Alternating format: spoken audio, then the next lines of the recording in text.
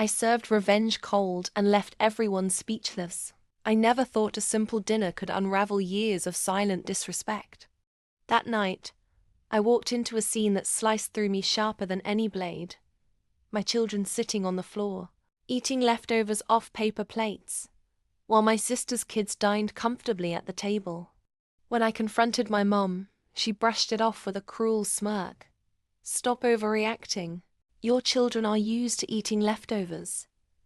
My sister chuckled, adding the final insult. "They were made for crumbs."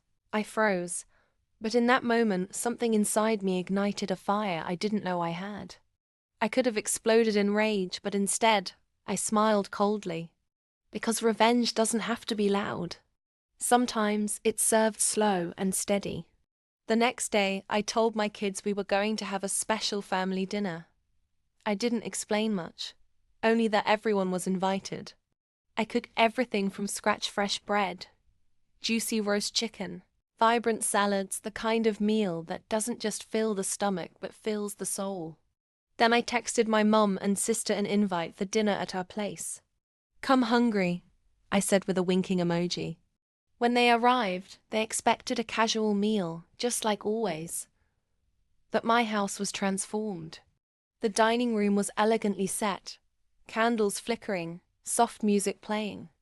I watched their faces, carefully smug at first, then slowly shifting to confusion, then to discomfort. My kids were there, not on the floor, but sitting tall and proud at the table. They were laughing, sharing stories, and eating like royalty. After the first course, I raised my glass. "I want to thank my mother and sister for teaching me something important last night." They exchanged puzzled glances. I smiled, then said, "They showed me the difference between crumbs and a feast."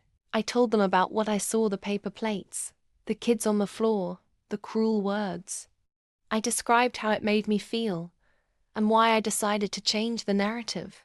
Then, I served them the leftovers, the same exact food I'd made fresh. But here was the twist. I plated their portion on old, crumpled paper plates and made them eat on the floor. Their faces went pale. They swallowed their pride along with every bite. But I wasn't just teaching them a lesson. I was building my children up in a way they never experienced before: love, dignity, respect. And while they sat comfortably, learning the power of kindness and strength, I quietly called my local school board. I enrolled my children in the best schools in the district. I hired tutors. I found scholarships. I invested in their future, because crumbs aren't destiny. My sister and mom, they're still stuck in their narrow little world. Remember, revenge doesn't have to be about anger or destruction. It can be about rising above. Subscribe to my channel for more real-life tales of strength, transformation, and how to turn the tables when life tries to keep you down.